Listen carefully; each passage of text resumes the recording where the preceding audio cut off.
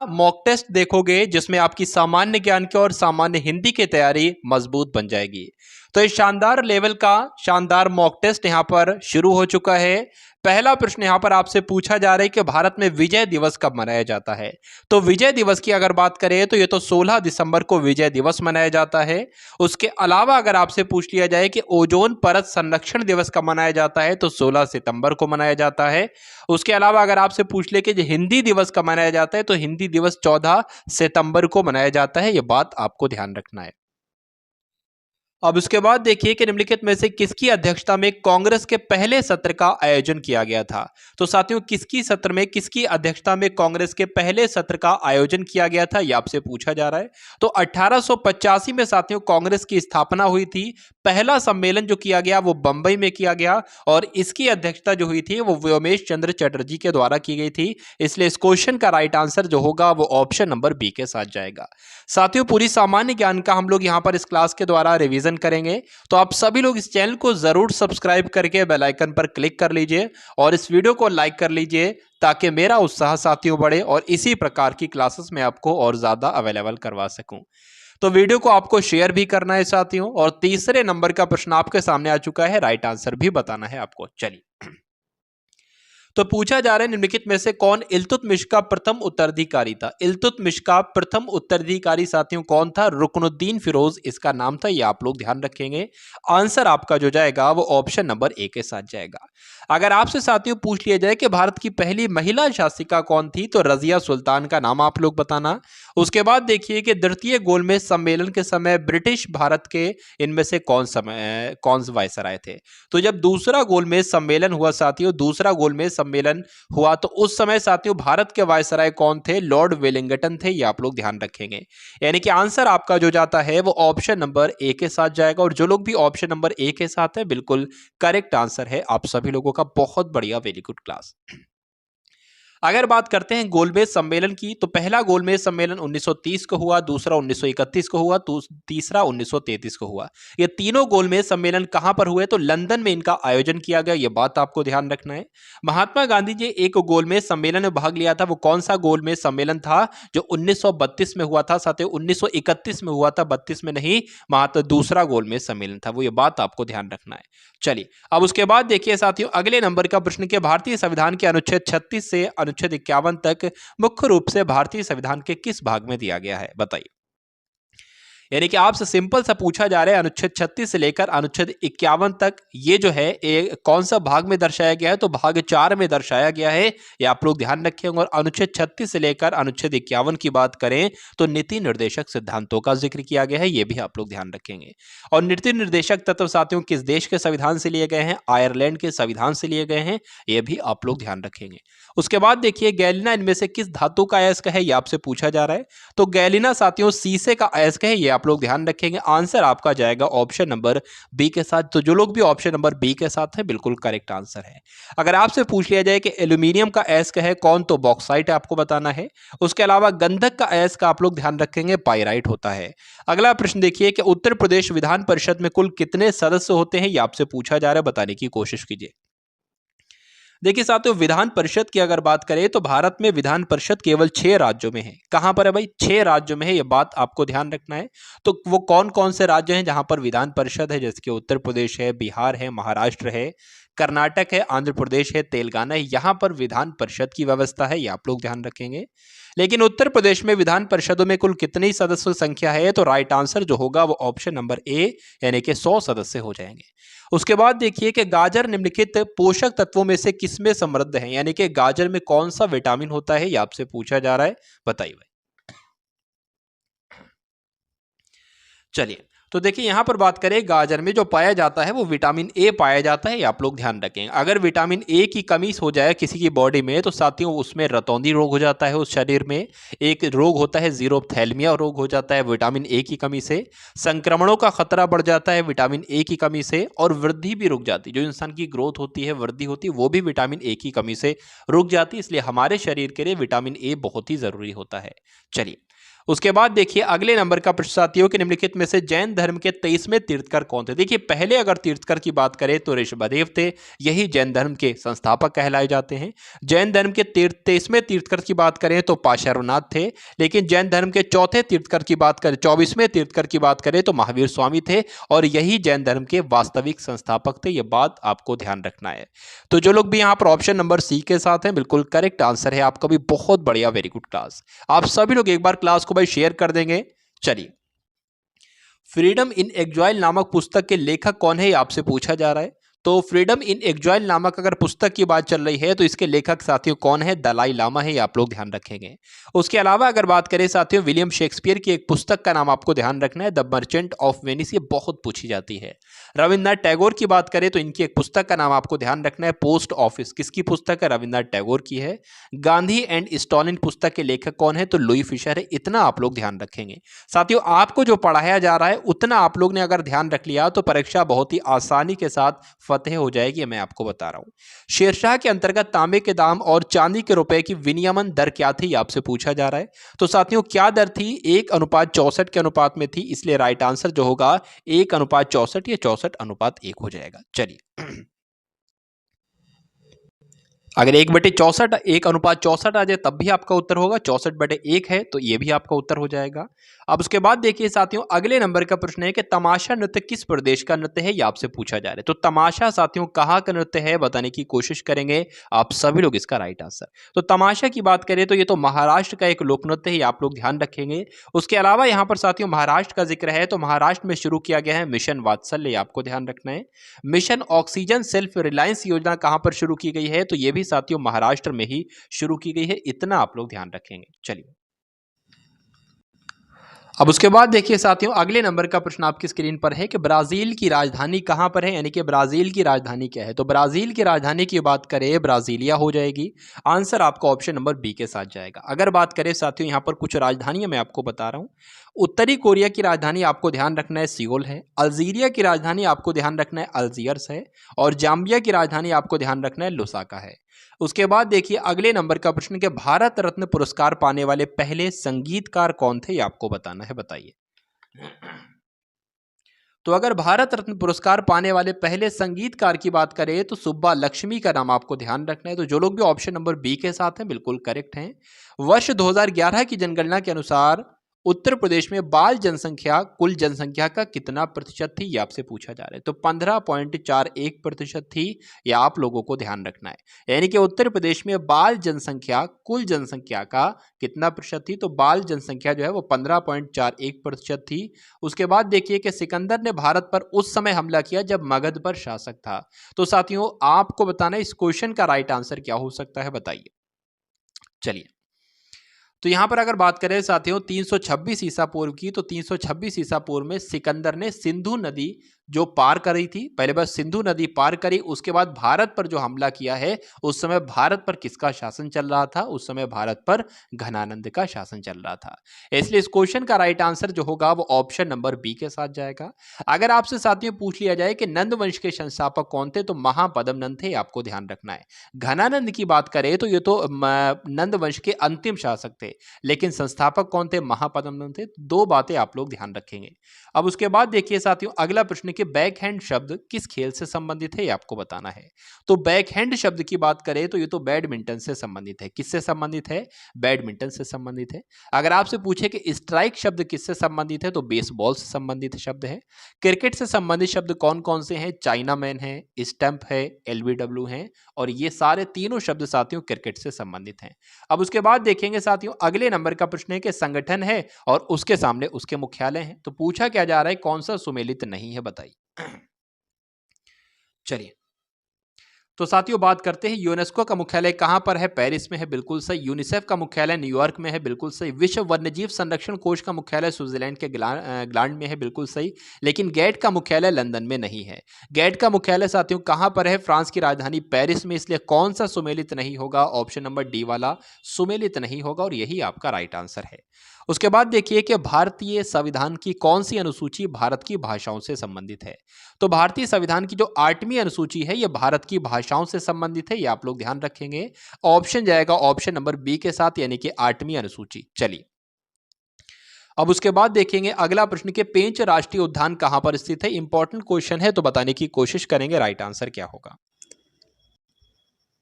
तो पेंच राष्ट्रीय उद्यान की साथियों बात करेंगे ये कहां पर स्थित है। तो पेंच राष्ट्रीय उद्यान कहां पर स्थित है, मध्य प्रदेश में स्थित है। राइट आंसर आपका जाएगा ऑप्शन नंबर बी के साथ। अच्छा, मध्य प्रदेश का जिक्र है तो मध्य प्रदेश में और कौन कौन से राष्ट्रीय उद्यान है, जैसे कि कान्हा राष्ट्रीय उद्यान है, पन्ना राष्ट्रीय उद्यान है, सतपुड़ा राष्ट्रीय उद्यान है, बांधवगढ़ राष्ट्रीय उद्यान है, संजय राष्ट्रीय उद्यान है, ये आपको ध्यान रखना है। चलिए, और उसके अलावा वन विहार राष्ट्रीय उद्यान कहां पर है, ये भी मध्य प्रदेश में ही स्थित है। अब उसके बाद देखिए कि उत्तर प्रदेश के किस शहर को पूर्व के मैनचेस्टर कहा जाता है। तो उत्तर प्रदेश का जो कानपुर साथियों है इसको क्या कहा जाता है, पूर्व का मैनचेस्टर कहा जाता है। ये आप लोग ध्यान रखेंगे, इसलिए इस क्वेश्चन का राइट आंसर आपका जो होगा वो ऑप्शन नंबर बी के साथ जाएगा। नेक्स्ट क्वेश्चन देखिए कि संसद के ऊपरी सदन में राज्यों और केंद्र शासित प्रदेशों द्वारा सीटों के आवंटन से संबंधित कौन सी अनुसूची है, ये आपसे पूछा जा रहा है, बताने की कोशिश कीजिए। तो कौन सी अनुसूची है साथियों, पांचवी अनुसूची, इसलिए इस क्वेश्चन का राइट आंसर जो होगा वो ऑप्शन नंबर बी के साथ जाएगा। अगला प्रश्न देखिए कि संपत्ति का अधिकार आपको बताना है, एक मौलिक अधिकार है, प्राकृतिक है, विधिक है, बताने की कोशिश कीजिए। तो इस क्वेश्चन के बारे में आपको बता चुका हूं साथियों कई बार। तो जो संपत्ति का अधिकार है वो अब एक विधिक अधिकार बन चुका है, इसलिए आंसर आपका ऑप्शन नंबर सी के साथ जाएगा। उत्तर प्रदेश राजस्व परिषद की स्थापना कब की गई, तो साथियों आप लोग यहां पर ध्यान रखेंगे 1831 में उत्तर प्रदेश राजस्व परिषद की स्थापना की गई। तो अब उसके बाद साथियों आपके सामने जो है वो हिंदी के प्रश्न शुरू हो चुके हैं। हिंदी का पहला प्रश्न है कि हिम तरंगिनी किसकी रचना है। तो हिम तरंगिनी साथियों किसकी रचना है, आप लोग ध्यान रखेंगे माखन लाल चतुर्वेदी की रचना है। आंसर आपका जाएगा ऑप्शन नंबर सी के साथ। साखी किस कवि की रचना है, तो साखी रहीमदास की, कबीरदास की, तुलसीदास की या सूरदास की।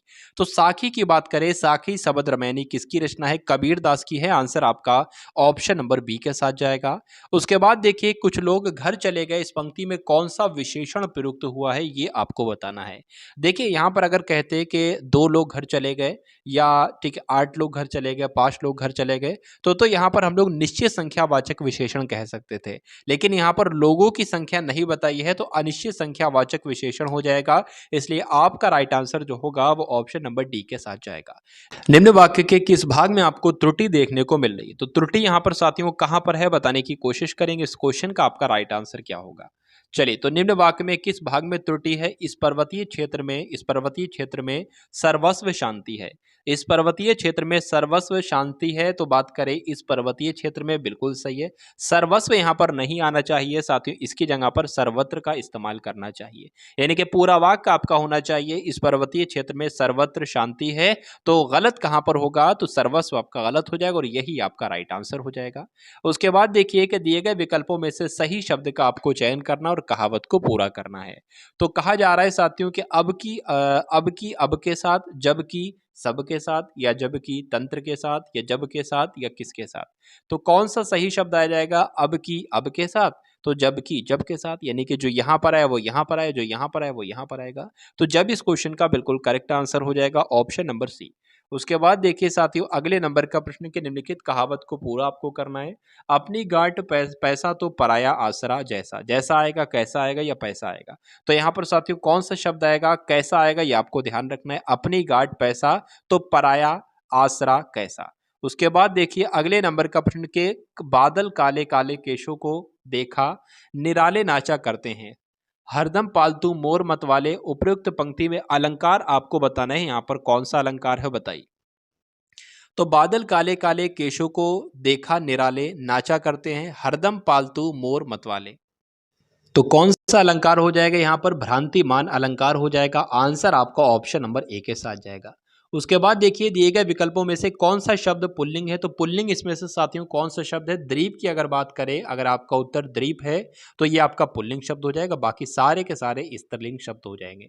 उसके बाद देखिए कि निम्न विकल्पों में से वर्णित वाक्यों में से सही वाक्य का आपको चयन करना है, बताइए। उसे अनुत्तीर्ण होने का संशय है, उसे अनुत्तीर्ण होने का शक है, उसे अनुत्तीर्ण होने की आशा है, या उसे अनुत्तीर्ण होने की आशंका है। तो अनुत्तीर्ण होने की साथियों आशंका होती है, आशा नहीं होती है, शक नहीं होता है, या संशय नहीं होता है। तो जो सबसे उपयुक्त वाक्य होगा, सबसे शुद्ध वाक्य होगा वो ऑप्शन नंबर डी हो जाएगा। अब उसके बाद देखिए साथियों, वह स्कूल गए, इस वाक्य में आपको काल बताना है, कौन सा काल है। देखिए वह स्कूल गया, काम तो हो गया, इसलिए ये जो होगा ये भूतकाल होगा। तो पूर्ण भूतकाल होगा, संदिग्ध भूतकाल होगा, बिल्कुल नहीं। क्या ये पूर्ण भूतकाल होगा या सामान्य भूतकाल होगा? तो वह स्कूल गया, ये एक साथियों जो है वो सामान्य भूतकाल हो जाएगा। आंसर आपका जो जाएगा वो ऑप्शन नंबर डी के साथ चला जाएगा। चलिए भाई, अब उसके बाद देखिए साथियों, अगले नंबर का प्रश्न है, इस क्वेश्चन का राइट आंसर बताना है। दिए गए विकल्पों में से आवाहन शब्द का विरुद्धार्थी शब्द आपको बताना है, यानी कि आवाहन शब्द का विलोम क्या होगा यह बताने की कोशिश कीजिए, बताइए। तो चलिए बात करते हैं, यहाँ पर आवाहन शब्द का जो विलोम हो जाएगा वो विसर्जन हो जाएगा, इसलिए आपका आंसर जो है वो ऑप्शन नंबर सी के साथ जाएगा। उसके बाद देखिए साथियों, अगले नंबर का प्रश्न के मुख्य बाल रवि सम लाल होकर ज्वाल सा बाधित हुआ, इन पंक्तियों में कौन सा अलंकार है ये आपसे पूछा जा रहा है। तो इस पंक्ति में साथियों कौन सा अलंकार है, इसमें देखिए मैं आपको बता दूं, मुख बाल रवि सम, तो यहाँ पर सम आ गया, सम आ जाए, समान आ जाए, या यहाँ पर ज्वाला सा आ गई, सा आ जाए, समान हो जाए, तो वहां पर साथियों उपमा अलंकार होती है। कौन सा अलंकार होता है? उपमा अलंकार होती है, ये आप लोग ध्यान रखेंगे। उसके बाद देखिए साथियों, अगले नंबर का प्रश्न है कि वृद्ध शब्द का बहुवचन, यानी कि वृद्ध शब्द का अगर बहुवचन बनाएंगे तो वृद्धगण होगा, वृद्धजन होगा, वृद्धो होगा या वृद्ध वर्ग होगा। तो वृद्ध का अगर बहुवचन बनाएंगे तो वृद्धवन आपका राइट आंसर हो जाएगा, यानी कि ऑप्शन नंबर बी। चलिए, निम्न वाक्य के किस भाग में आपको त्रुटि लग रही है? मैं सारी रात भर जागता रहा, कहां पर त्रुटि है? देखिए सारी रात भर नहीं होता, सारी रात होता है। तो अगर सारी रात लिख देते और अगर भर ना लिख दे तब भी आपका वाक्य पूरा हो जाता है, इसने इस शब्द में आकर यह गलती कर दी। चलिए, तो क्या हो जाएगा साथियों, कहां पर त्रुटि होगी? ऑप्शन नंबर ए वाले में त्रुटि होगी और यही आपका राइट आंसर हो जाएगा। अब उसके बाद देखिए साथियों कि दिए गए विकल्पों में से अधिकृत शब्द का विरुद्धार्थी शब्द क्या होगा, यानी कि अधिकृत का आपसे विलोम पूछा जा रहा है, क्या हो सकता है? तो अधिकृत का विलोम साथियों क्या होगा? अनधिकृत हो जाएगा, इसलिए इस क्वेश्चन का राइट आंसर आपका ऑप्शन नंबर डी हो जाता है। अब उसके बाद देखिए, दर्शन शब्द का बहुवचन आपसे पूछा जा रहा है, दर्शनो होगा, दर्शन होगा, दर्शन होगा या दर्शनो होगा। तो दर्शन की अगर बात करें, दर्शन जो है वो खुद में एक बहुवचन शब्द है, तो दर्शन का बहुवचन साथियों क्या होगा? दर्शन ही रहेगा, इसलिए राइट आंसर आपका ऑप्शन नंबर बी हो जाता है। चलिए, उसके बाद देखिए कि विकल्पों में से वर्णित वाक्यों में गलत वाक्य आपको कौन सा है यह बताना है। तो हमारे सामान का ख्याल रखिएगा, ये बिल्कुल सही है। वे विविध विषयों में परिचित हैं, बिल्कुल।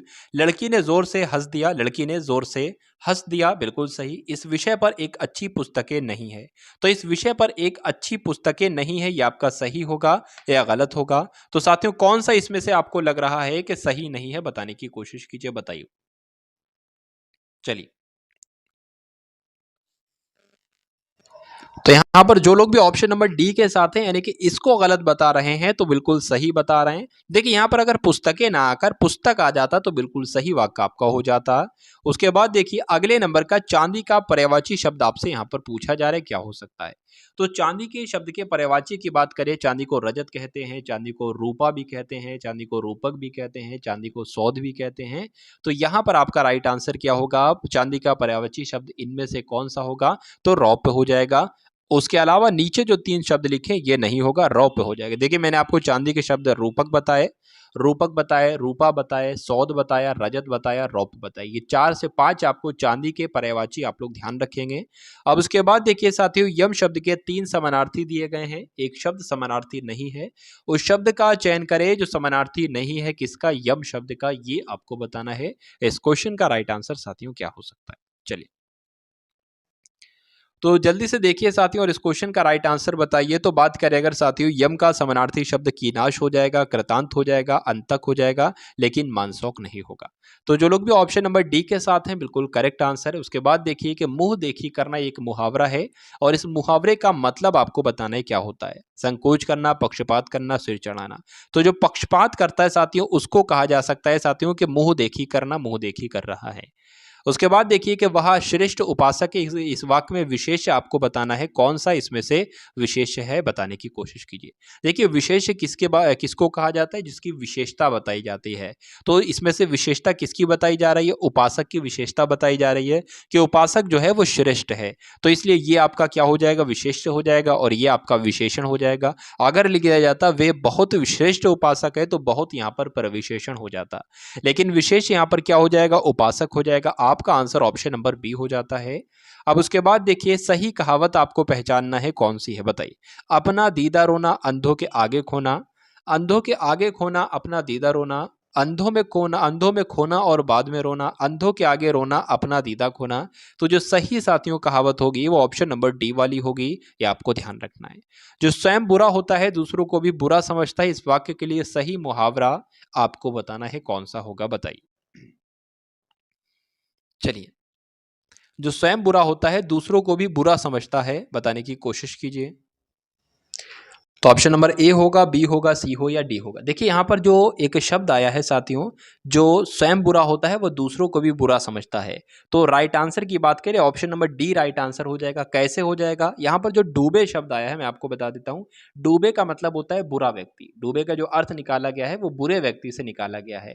यानी कि आप डूबे यानी कि स्वयं में जो बुरा होता है, वो जग डूबा यानी कि दूसरों को भी बुरा समझता है। तो जग डूबे का मतलब क्या हो जाएगा? दूसरों को भी बुरा समझना हो जाएगा। और आप डूबे का मतलब क्या हो जाएगा? जो स्वयं में बुरा होता है, यानी कि जो स्वयं में बुरा होता है दूसरों को भी वो बुरा ही समझता है। तो इसलिए राइट आंसर आपका ऑप्शन नंबर डी हो जाता है। अब उसके बाद देखिए साथियों, और क्लास का अंतिम क्वेश्चन आपकी स्क्रीन पर है कि दिए गए विकल्पों में से सही शब्द का आपको चयन करना है।